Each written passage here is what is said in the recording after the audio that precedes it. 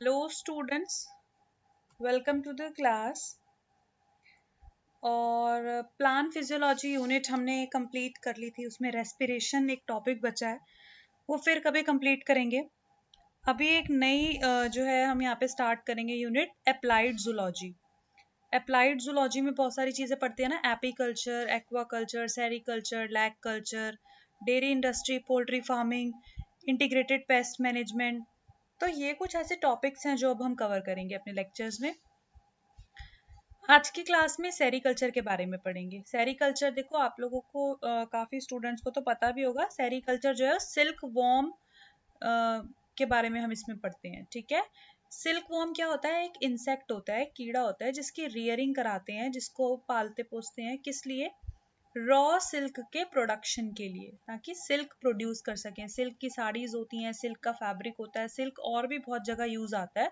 तो वो silk produce कैसे होता है? सिल्क वॉर्म से होता है, यानी कि एक इंसेक्ट से, एक कीड़े से। कैसे प्रोड्यूस होता है? वो जो सिल्क वॉर्म है ना, उस सिल्क वॉर्म के पास सिल्क ग्लैंड्स होती हैं। अब आप कहोगे सिल्क ग्लैंड्स कहाँ से आई? तो जो सैलिवरी ग्लैंड्स होती हैं वो तो सबको पता होगा, ह्यूमंस के अंदर भी होती हैं, माउथ में सैलिवरी ग्लैंड्स। तो सैलिवरी ग्लैंड्स का ही मॉडिफिकेशन है सिल्क ग्लैंड्स, ठीक है। तो उस सिल्क ग्लैंड्स में से क्या होता है? पेस्टी सिक्रीशन आता है। मतलब सिल्क ग्लैंड में से कुछ चीज सिक्रीट होती है बाहर की तरफ, और वो कैसी होती है? पेस्टी, मतलब ऐसे स्टिकी नेचर की होती है। जैसे ही वो सिक्रीशन जो सिल्क ग्लैंड से आ रहा है वो एयर के कांटेक्ट में आता है, तो फिर वो सिक्रीशन जो होता है ना, वो काफी हार्ड हो जाता है। जब वो हार्ड हो जाता है तो वो क्या फॉर्म कर लेता है? सिल्क स्ट्रैंड्स, धागा सा फॉर्म कर लेता है। अब सेरीकल्चर इंडस्ट्री की हिस्ट्री के बारे में पढ़ते हैं। देखो, जो सिल्क का प्रोडक्शन है वो कैसे होता है, कौन करता है? बॉम्बेक्स मौरी इंसेक्ट करता है। तो इस चीज की डिस्कवरी किसने की थी? किसने सबसे पहले बताया था कि सिल्क का प्रोडक्शन बॉम्बेक्स मौरी से होता है? तो ये बताया था सबसे पहले चाइना वालों ने, ठीक है। लेकिन कब बताया था? 2700 बीसी में। लेकिन बताया नहीं था, उन्हें पता लगा था कि ऐसा होता है, डिस्कवरी की गई थी, but it was kept secret, ठीक है। फिर 555 एडी में क्या हुआ? सेरीकल्चर की टेक्नोलॉजी यूरोप और एशियन कंट्रीज में आ गई, ठीक है। अभी जो मेन प्रोड्यूसर है सिल्क, कहाँ पे प्रोड्यूस होता है? मेनली चाइना में और इंडिया में, ठीक है। जो सिल्क मॉथ है उसके बारे में पढ़ते हैं अब। सिल्क प्रोड्यूसिंग मशीन एक्चुअल में है कौन? सिल्क मॉथ ही है, वो इंसेक्ट ही है जो सिल्क को प्रोड्यूस कर रहा है, ठीक है। उसकी सिस्टमैटिक पोजीशन क्या है? कि वो आर्थ्रोपोडा फाइलम में है, इंसेक्टिवोरा क्लास में है, लेपिडोप्टेरा ऑर्डर में है, बोम्बाइसिडेई फैमिली में है, बॉम्बेक्स जीनस है, और मोरी स्पीशीज है। बॉम्बेक्स मोरी। अब सिल्क वॉर्म की कितनी स्पीशीज होती हैं? कोई सिल्क वॉर्म एक इंसेक्ट तो है नहीं, उसकी अलग अलग अलग डिफरेंट डिफरेंट स्पीशीज हैं। उसके बारे में स्टडी करते हैं। जैसे कि एक स्पीशीज होती है मलबरी सिल्क वॉर्म। इसका साइंटिफिक नेम क्या है? बॉम्बेक्स मोरी। फैमिली क्या है? बॉम्बाइसिडेई। चाइना इसका नेटिव प्लेस है, मतलब ये वाला जो इंसेक्ट है mulberry silk worm mainly China में होता है। लेकिन अभी इसको बहुत सारे और भी जो सिल्क प्रोड्यूस करने वाली कंट्रीज हैं वहां पे भी ये आ गया है, ठीक है। नेचुरल फूड क्या है इस मलबरी सिल्क वॉर्म का? कि ये मलबरी लीव्स खाता है, शहतूत की पत्तियां, ठीक है। इसीलिए इसको मलबरी सिल्क वॉर्म कहते हैं। जो सिल्क प्रोड्यूस करता है ये वॉर्म जो है, जो ये सिल्क प्रोड्यूस करेगा वो सिल्क वाइट कलर का होता है, ठीक है। तसार सिल्क के बारे में बात करते हैं। उसका साइंटिफिक नेम क्या है? एंथीरेई पैफिया। कौन सी फैमिली में बिलोंग करता है? सैटर्निडेई। इंडिया, चाइना और श्रीलंका, यहाँ पर रहता है मेनली ये वाला सिल्क वॉर्म। इसका जो कैटरपिलर है वो किसके ऊपर फीड करता है? ओक, ओक ट्री, बेर ट्री और जो साल प्लांट्स होते हैं उनकी लीव्स के ऊपर। जो कुकून प्रोड्यूस होता है इस मॉथ से वो हार्ड होता है। देखो, कुकून के बारे में अभी आप आगे डिटेल में हम पढ़ेंगे, यहाँ पे मैं एक्सप्लेन भी करूंगी। अभी आप यहाँ से समझ लीजिए कि जैसे छोटा सा इंसेक्ट था, उसने पेस्टी सिक्रीशन देना शुरू किया। मैंने बताया कि जब वो पेस्टी सिक्रीशन एयर के कांटेक्ट में आएगा तो वो सिल्क स्ट्रैंड्स बन जाएगा। तो वो जो सिल्क बनता चला जाता है ना, वो उसी इंसेक्ट के ऊपर ही ऊपर ऊपर ही ऊपर रोल होता चला जाता है, तो फिर वो कुकून बना लेता है। तो इसमें यही लिखा है कि टसार सिल्क वॉर्म के केस में जो कोकून बनता है वो हार्ड होता है, और जो कोकून का साइज होता है वो कितना काफी बड़ा साइज होता है, जैसे कि हैन का एग होता है उतने बराबर, और कलर कैसा होता है उस कोकून का, ब्राउन कलर। ठीक है, म्यूगा सिल्कवॉर्म के बारे में पढ़ते हैं, जिसका साइंटिफिक नेम होता है एंथीरेई असैमेंसिस। ठीक है, असम के ऊपर से लिखा गया है असैमेंसिस। फैमिली क्या है इस सिल्कवॉर्म की, सैटर्निडेई। इसका नेटिव प्लेस असम है। लार्वा किसके ऊपर फीड करता है, मैचिलस प्लांट के ऊपर फीड करता है, और जो सिल्क बनेगा उसको बोलेंगे म्यूगा सिल्क। इसके बाद आता है एरी सिल्कवॉर्म, जिसका साइंटिफिक नेम है सामिया सिंथिया। कौन सी फैमिली को बिलोंग करता है, सैटर्निडेई, और कैस्टर लीफ के ऊपर फीड करता है, और जो सिल्क प्रोड्यूस होगा इससे उसको बोलेंगे आरंडी सिल्क। ठीक है, जाइंट सिल्कवॉर्म की बात करते हैं। जाइंट सिल्कवॉर्म जो होता है सैटर्निडेई फैमिली में होता है, को बिलोंग करता है, और इंडिया और मलेशिया इसका नेटिव प्लेस है। Largest of the living insect, मतलब जितने भी सिल्कवॉर्म के इंसेक्ट हैं सबसे जो लार्जेस्ट है वो जाइंट सिल्कवॉर्म है, 11 इंचेस का होता है। ठीक है, इसके बाद आएगा ओक सिल्कवॉर्म। ओक सिल्कवॉर्म जो है उसका साइंटिफिक नेम है Antheraea pernyi and belongs to family Saturniidae, and कहाँ पे होता है, चाइना और जापान में। ठीक है, अब देखो सेरिकल्चर की एक्टिविटीज के बारे में डिस्कस करते हैं। ये काफी लंबा टॉपिक है सेरिकल्चर, लेकिन ऐसा नहीं है कि आपको पूरा का पूरा टॉपिक, देखो क्वेश्चन डिफरेंट डिफरेंट पार्ट से आते हैं। कभी आपको सिर्फ और सिर्फ क्वेश्चन आ जाएगा कि आपको सिल्कवॉर्म की कुछ स्पीशीज बतानी है, कभी क्वेश्चन आ जाएगा कि सेरिकल्चर की एक्टिविटीज बतानी है, कभी क्वेश्चन आ जाएगा कि सिल्कवॉर्म की डिजीजेस बतानी है, कभी क्वेश्चन आ जाता है कि सिल्कवॉर्म की लाइफ साइकिल बतानी है, कभी क्वेश्चन आ जाता है कि सिल्कवॉर्म की सिल्क की इंपॉर्टेंस बतानी है। तो क्वेश्चन जो होता है ना वो छोटे छोटे पार्ट से आता है, लेकिन उसके लिए पढ़ना तो पूरा टॉपिक ही पड़ता है। तो इसीलिए सेरिकल्चर थोड़ा सा इंपॉर्टेंट है, यहाँ पर मैंने डिटेल में एक्सप्लेन किया है। बहुत ईजी लैंग्वेज है, आपको लर्न करने में बिल्कुल दिक्कत नहीं होगी। नोट्स आप यहाँ से कॉपी डाउन कर सकते हैं अपनी नोटबुक में। सेरिकल्चर की जो एक्टिविटीज होती है उसमें दो फेज आते हैं। फर्स्ट फेज ये होता है कि हम मलबरी लीव्स को कल्टीवेट कराते हैं, उसको हम बोलते हैं मॉरिकल्चर। और सेकंड क्या है कि सिल्कवॉर्म की रियरिंग कराते हैं। तो मॉरिकल्चर जो है जिसमें हम मलबरी लीव्स को कल्टीवेट करते हैं, ठीक है, ये एक एग्रीकल्चर एक्टिविटी है। और मलबरी की दो species, Morris alba, Morris indica, इनको हम कल्टीवेट करते हैं। मलबरी कल्टीवेशन कहाँ होता है, जहाँ पे लैंड जो है प्रॉपर इरिगेटेड हो, है ना, फ्लैट हो, डीप हो, सॉइल जो है फर्टाइल हो, लोमी हो, क्लेई सॉइल, नेचर सॉइल का नेचर थोड़ा सा लोमी और क्लेई हो। लोमी सॉइल अगर है, उसके अंदर गुड वाटर होल्डिंग कैपेसिटी है, तो वो सबसे आइडल सॉइल है मलबरी को कल्टीवेट करने के लिए। सिल्कवॉर्म की रियरिंग के बारे में बात करते हैं। देखो सबसे पहला स्टेप क्या है, जब हम सिल्कवॉर्म की रियरिंग करते हैं तो उसका सबसे पहला स्टेप ये है कि सिल्कवॉर्म सीड का प्रोडक्शन। सिल्कवॉर्म सीड का जो प्रोडक्शन है उसको, उस प्रोसेस को बोलेंगे ग्रेनेजेस। और इसका क्या एम है, ताकि गुड क्वालिटी के सीड्स जो हैं फार्मर्स को या रियरर्स को मिल सकें। ठीक है, फिर सप्लाई ऑफ सीड टू रियरर्स, मतलब ये सीड्स जो गुड क्वालिटी के बने हैं इसको हम फार्मर्स या रियरर्स को दे सकें। कब, ग्रेनेज मैनेजमेंट के बाद। नेक्स्ट स्टेप क्या है कि हम ये सीड्स जो हैं फार्मर्स को दे सकें। ये सप्लाई 2 स्टेप्स में होती है, supply of eggs, supply of larva. मतलब एग्स, या तो हम फार्मर्स को एग्स दे रहे हैं डायरेक्टली, या फिर छोटे छोटे लार्वा दे रहे हैं। थर्ड है स्पिनिंग ऑफ कुकून्स। ये कौन सा पीरियड है, जैसे ही कैटरपिलर पेस्टी सिक्रीशन देने लगता है, इस स्टेज पे क्या होता है, मैंने आपको बताया था, जब वो सिक्रीशन एयर के कांटेक्ट में आएगा, हार्ड हो जाएगा, सिल्क स्ट्रैंड्स बननी हो जाएंगी, और वो सिल्क क्या हो जाएगा, स्पिन करेगा, मतलब उसी के ऊपर लपटता जाएगा, इंसेक्ट के ऊपर ही, अराउंड अराउंड अराउंड उसके ऊपर ही जो है स्पिन कर जाएगा और कुकून का फॉर्मेशन कर लेगा। इस कुकून के फॉर्मेशन में लगते हैं 3 डेज।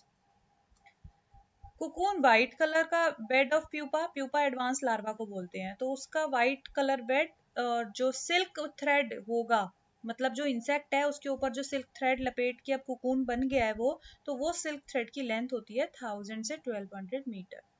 फोर्थ स्टेप क्या है, मार्केटिंग ऑफ कुकून्स। मतलब अब कुकून बन गया, अब वो फार्मर्स क्या करते हैं, उस कुकून को बेच देते हैं। कहाँ पर बेचते हैं, जो गवर्नमेंट कुकून मार्केट्स है वहां पर। कुकून का प्राइस क्या है, हर सीजन फिक्स रहता है, हर एक सीजन में फिक्स हो जाता है, इस सीजन में कुकून का प्राइस ये है। जो रीलर्स होते हैं, रीलर्स मतलब जो रील बना रहे हैं यानी कि जो थ्रेड बना रहे हैं, वो क्या करते हैं, उस कुकून को परचेज कर लेते हैं। वो जब कुकून को लेते हैं मार्केट में से, उसके बाद उसकी क्या करते हैं, पोस्ट कुकून प्रोसेसिंग, मतलब कि कुकून के बाद उसमें से सिल्क थ्रेड्स को ऑब्टेन करते हैं। इसी को बोलते हैं हम पोस्ट कुकून प्रोसेसिंग। इसमें दो चीजें आती हैं, एक आता है स्टिफलिंग, एक आता है रीलिंग।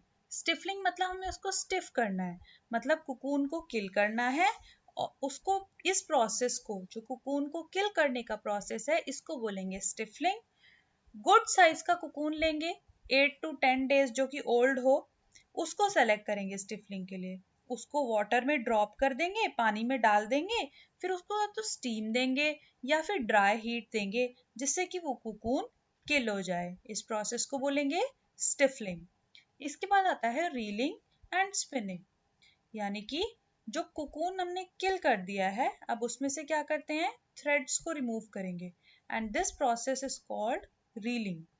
4-5 एंड्स जो होते हैं इस थ्रेड के, दे उनसे मतलब मिला के एक कंप्लीट थ्रेड का फॉर्मेशन होगा अराउंड द व्हील्स, और इस सिल्क को बोलेंगे या तो रॉ सिल्क या फिर रील्ड सिल्क। अब सिल्क वॉर्म की लाइफ साइकिल आती है। सिल्क वॉर्म की लाइफ साइकिल में क्या होता है, बहुत सारी स्टेजेस आती हैं। It starts from egg. जो अडल्ट सिल्क वॉर्म है, इट ले 100 to 500 एग्स, ठीक है। और ये डिपेंड करता है क्लाइमेट के ऊपर और फूड सप्लाई के ऊपर, कि उस इंसेक्ट को कितनी फूड सप्लाई मिली है, कैसा क्लाइमेट मिला है, उस पर डिपेंड करता है। 100 to 500 एग्स जो है एक अडल्ट सिल्क वॉर्म ले करता है। जनरली एग्स टू टाइप के होते हैं, एक होते हैं डायापॉज एग्स। डायापॉज मतलब जिन ऐसे एग जिनके अंदर वाइटल एक्टिविटीज कुछ टाइम के लिए स्टॉप हो गई हैं, ठीक है। और ये एग कहाँ प्रोड्यूस होते हैं, उन स्पीशीज में, उन इंसेक्ट में जो टेम्परेट रीजन में रहते हों। और एक होते हैं नॉन डायापोज। ये नॉन डायापोज जो होते हैं ट्रॉपिकल और सब ट्रॉपिकल रीजन में होते हैं। और इंडिया के अंदर जो एग्स होते हैं सिल्कवॉर्म के, वो नॉन डायापोज होते हैं। इसके बाद बात करते हैं कैटरपिलर। एग के बाद कैटरपिलर। जो एग्स होते हैं, ठीक है, उनको 10 डेज तक इंक्यूबेट करते हैं। 10 डेज तक इंक्यूबेशन के बाद एग्स की हैचिंग होती है और लार्वा फॉर्म होता है, जिसको हम बोलते हैं कैटरपिलर। जो न्यूली हैच्ड कैटरपिलर है, उसका साइज कितना होगा, 0.3 सेंटीमीटर लेंथ में। कैटरपिलर के अंदर 12 सेगमेंट्स होती हैं। 10 तो होती हैं एब्डोमिनल सेगमेंट्स, उसमें से 5 पेयर ऑफ स्यूडो लेग्स होते हैं, एंड स्मॉल डॉर्सल हॉर्न होता है on the anal segment. Third stage क्या है, सॉरी अभी कैटरपिलर के बारे में ही है। कैटरपिलर से फिर मोल्टिंग होती है, और मोल्टिंग के बाद क्या होता है, इंस्टार स्टेज बनती है। मतलब जैसे कि फर्स्ट मोल्टिंग हुई तो फर्स्ट इंस्टार स्टेज बनी, फिर ऐसे ही सेकंड थर्ड फोर्थ मोल्टिंग होगी, यानी कि चेंजेस होंगे कैटरपिलर के अंदर। फिर वो कैटरपिलर जो है 21 to 25 डेज के बाद ग्रो कर जाएगा फुली ग्रोन कैटरपिलर में, यानी कि सारी इंस्टार स्टेज बीच में से पास होती चली जाएंगी। इंस्टार स्टेज समझ रहे हैं, जैसे कैटरपिलर था, फर्स्ट मोल्टिंग हुई तो फर्स्ट इंस्टार स्टेज बनी, second moulting second instar stage, मतलब कि थोड़ा थोड़ा थोड़ा थोड़ा डेवलप करता गया। 21 to 25 डेज के बाद जब कैटरपिलर कंप्लीटली ग्रो कर जाएगा तो उसकी लेंथ होगी 7.5 सेंटीमीटर। जो थर्ड स्टेज आती है, थर्ड स्टेज होती है प्यूपा स्टेज, जिसमें कैटरपिलर जो होता है फीड करना बंद कर देता है और वो लीव्स के कॉर्नर में चला जाता है और जाके एक फ्लूइड लाइक सब्सटेंस को सिक्रीट करने लगता है सिल्क ग्लैंड से, ठीक है। अब ये जो फ्लूइड होता है, ये क्या क्या हो जाता है, लॉन्ग थ्रेड का फॉर्मेशन करता है और उसी इंसेक्ट की बॉडी के अराउंड रैप करने लग जाता है। और जब ये सिल्क रैप हो जाता है उस इंसेक्ट की बॉडी के अराउंड, उस कैटरपिलर की बॉडी के अराउंड, तो उसको हम क्या बोलते हैं, अब क्या फॉर्म हो गया, कुकून फॉर्म हो गया है। कुकून क्या होता है, व्हाइट कलर का बिड ऑफ प्यूपा। प्यूपा मतलब जो एडवांस लार्वा थोड़ा डेवलप हो चुका है जो। लेंथ ऑफ थ्रेड, जो कैटरपिलर थ्रेड सिक्रीट कर रहा है, ऊपर ऊपर वो उसके रैप हो रहा है कैटरपिलर के ऊपर वो थ्रेड, उसकी लेंथ होती है 1000 से 1200 मीटर। और ये कितने टाइम में बनता है, 8 डेज लग जाते हैं इसको बनने में। और कुकून का वेट कितना होता है, 1.8 to 2.2 ग्राम। अडल्ट सिल्कवॉर्म की बात करते हैं। देखो मेटामॉर्फिक चेंजेस आते हैं। मेटामॉर्फिक चेंजेस के वजह से क्या होता है, जो एब्डोमिनल रीजन में स्यूडो लेग्स होती हैं प्यूपा की, वो स्यूडो लेग्स डिसअपीयर होने लगती हैं, उनकी जगह पे 2 पेयर्स ऑफ विंग डेवलप हो जाते हैं। अब जो सिल्कवॉर्म है वो कुकून के अंदर है। अब वो कुकून के अंदर क्या करता है, अल्कलीन फ्लूइड सिक्रीट करता है ताकि कुकून जो है वो थोड़ा सा सॉफ्ट रहे। कुकून के एक साइड में कट रहता है, ओपन रहता है, ताकि वहां से सिल्कवॉर्म बाहर आ सके, ठीक है, और वो कुकून एज इट इज वहां पे पड़ा रहे और सिल्कवॉर्म उसमें से बाहर आ जाए, उस होल में से जहां पे कुकून ओपन है। डिजीजेस क्या है सिल्कवॉर्म की, इंसेक्ट जो है इसको भी डिजीज हो जाती है, ठीक है, ये जो सिल्कवॉर्म है। मैगॉट डिजीज होती है, जो कि किस वजह से होती है, एक फ्लाई होती है ट्राइकोलाइगा सॉर्बिलेंस, इससे होती है मैगॉट डिजीज। और ये जो फ्लाई ट्राइकोलाइगा सॉर्बिलेंस है ऑर्डर डिप्टेरा में आती है। और ये जो फ्लाई होती है ना, ये क्या करती है, एग्स ले कर देती है सिल्कवॉर्म के लार्वा के ऊपर, और 30 आवर्स के बाद इन एग्स में से मैगॉट्स निकलने लगते हैं। ये मैगॉट्स क्या करते हैं, जो सिल्कवॉर्म का लार्वा होता है, सिल्कवॉर्म का एग जो होता है, उसके वेंट्रल साइड पे होल्स बनाने लगते हैं, और पूरे के पूरे सिल्कवॉर्म की स्किन के ऊपर भी होल्स बन जाते हैं। और फिर क्या हो जाता है, ये उस सिल्कवॉर्म के जो लार्वा है उसकी बॉडी में एंटर कर जाते हैं ये मैगॉट्स, और उसको लार्वा के टिश्यूज को पूरी तरीके से खराब कर देते हैं ये मैगॉट्स, ठीक है। सेकेंड डिजीज है पेब्राइन डिजीज, जो कि किससे होती है, एक माइक्रो ऑर्गेनिज्म है नोसेमा बोम्बाइसिस, ठीक है, माइक्रोस्पोरिडिया में आता है क्लास में। और इसका इन्फेक्शन माउथ के थ्रू होता है, जैसे जब सिल्कवॉर्म का लार्वा फीड कर रहा होगा किसी लीव्स के ऊपर, तो ये जो नोसेमा बोम्बाइसिस है, ये माउथ के थ्रू सिल्कवॉर्म के लार्वा के अंदर चला जाएगा, और इसके स्पोर्स चले जाएंगे, पूरी बॉडी में डिस्ट्रीब्यूट हो जाएंगे, सिल्कवॉर्म की पूरी बॉडी में, और फिर जो लार्वा सिल्कवॉर्म है उसको पूरी तरीके से अटैक करने लगेंगे। फ्लैचेरी क्या होता है, ये एक ऐसी डिजीज है जो कि बैक्टीरिया के अटैक से होती है।